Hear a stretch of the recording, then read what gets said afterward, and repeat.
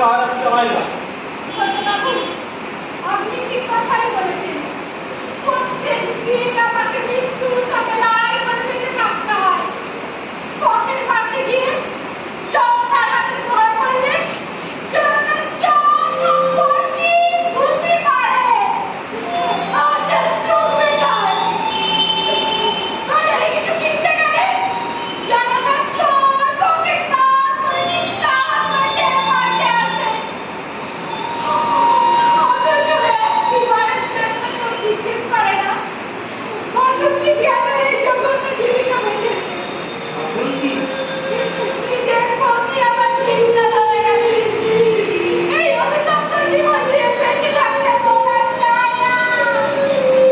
বড়বাবু, আপনি আমার বিরুদ্ধে এমন একটা জোরালো কেস দিন যেন সারা জীবন আপনার বাসন্তী Don't be emotional. জানি তোমার জীবনে একটা দুর্ঘটনা ঘটে গেছে, কিন্তু আসলে তো তুমি দায়ী না। দুর্ঘটনা ঘটেনি স্যার, দুর্ঘটনা ঘটানো হইয়াছিল।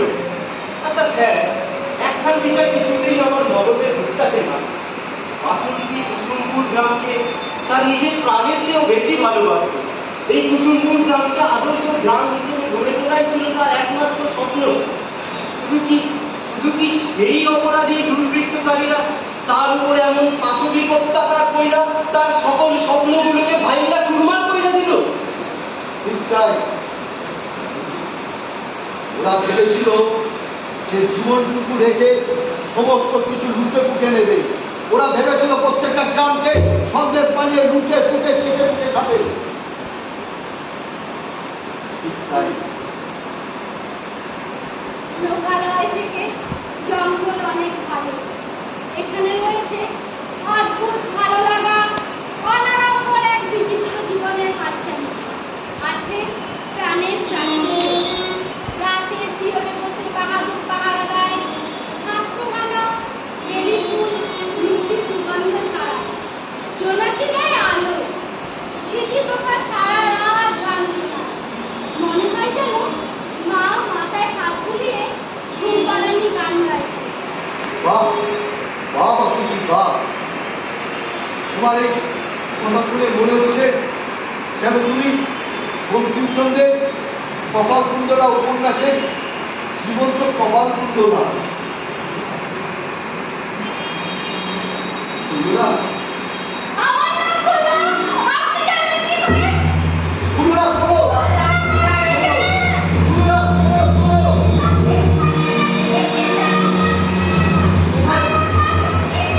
কুণ্ডলা শোনো, তোমার গ্রামে তোমার মামা এবং বৈবাবু অপেক্ষা করছে। ওই জানোয়ারটার নাম আমার সামনে উচ্চারণ করবেন না। তবে আমার মতো ভয়ঙ্কর মেয়ে পৃথিবীর আর একটাও খুঁজে পাবেন না। মনে রাখবেন, বিদ্যুৎ যদি বজ্র হয়, সে শুধু মৃত্যুর বীজ ছড়ায়। শয়তানের বাচ্চা, আমার বিদ্যা, আমার ভালোবাসা, আমার স্বপ্ন সব ভেঙে চুরমার। শান্ত, কুণ্ডলা। আপনি স্যার ওই লম্বরটার নাম মুখে আনলেন কেমন কইরা? গোবর্ধন বাবু, আপনি দস্যু রত্নাকরের নাম শুনেছেন? হ্যাঁ, শুনবো কাকে? তিনি তো শেষে বাল্মীকি হইয়া মহাকাব্য রামায়ণ রচনা কইরা গেছেন। যেদিন যে রাতে কুণ্ডলার উপর পাশবিক অত্যাচার করেছিল মহিম বাবু, সেই দিন তার ঠিক এক সপ্তাহ বাদে সেই দিন সেই রাতে সেই সময় মহিমবাবুর বাবা অ্যাক্সিডেন্টে মারা যায় তুহিনবাবু, এবং তার ছেলে মহিমবাবু হসপিটালে ভর্তি হয়। তারপর তার একটা পা বাদ যায়। আইনকে ফাঁকি দিলেও কিন্তু মা কালী চোখকে ফাঁকি দিতে পারেনি, তাই সে শাস্তি পেয়েছে। এখন মহিমবাবু রত্না দস্যুকর থেকে হয়েছে বাল্মীকি। বাহ, কোথায় স্বর্গ কোথায় নরক, কে কয় তা বহুদূর। মানুষের মাঝেই স্বর্গ নরক, মানুষেতেই সুরাসুর।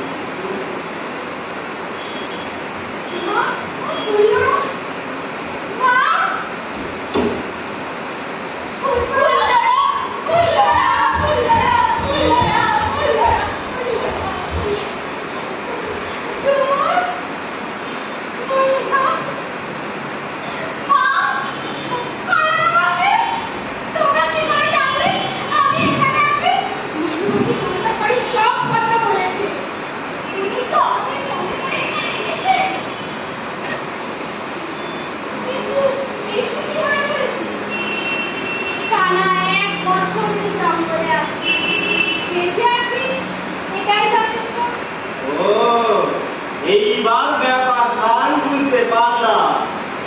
এই স্যার তাই ভাবি একখান বিশ্লেষণকে ধরার জন্য সারা রাত আপনি এই জঙ্গলে কেন কাটাইয়া দিলেন।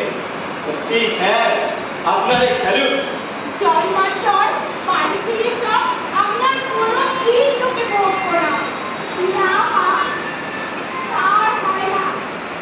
বাড়ি ফিরে যেতে ওরা চায় না। এই অভিশপ্ত বাস্তবিকই গ্রামের মানুষের সামনে কি করে দাঁড়াবো? গ্রামের মানুষের কথা বলিস না পুল্লা।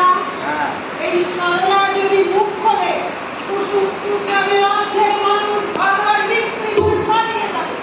সরলা সব কথা বলতে নেই, ন্যায্য কথা বলতেই সরলা কখনো ভয় পায় না। শোন পুল্লরা, তুই যদি গ্রামে না যাস, এই আমি গ্যাস হয়ে বসে রইল। দেখি কার ঘরে কটা মাথা আছে আমাকে এখান থেকে নিয়ে যা। তাকে কঠোর শাস্তি দিয়েছে। যার সঙ্গেই দেখা হয় তাকেই জিজ্ঞাসা করে, তোমরা আমার পুণ্যের সংখ্যা পেয়েছো? সে কেমন আছে, কোথায় আছে, আমাকে একটু বলো না গো। চল মা চল, বাড়ি ফিরে চল, নিজের কষ্ট দিয়ে আমাকে আর কষ্ট দিস না। যাবো মা, যাবো, তবে যাওয়ার আগে ওই সরকার লীলাদের সঙ্গে একবার বোঝাপড়া করে যাবো। তাকে এখন পাবে কোথায়? সে খুনে করে একটা কেসে ফেসে গিয়ে সারা জীবন কারাদণ্ড ভুগছে।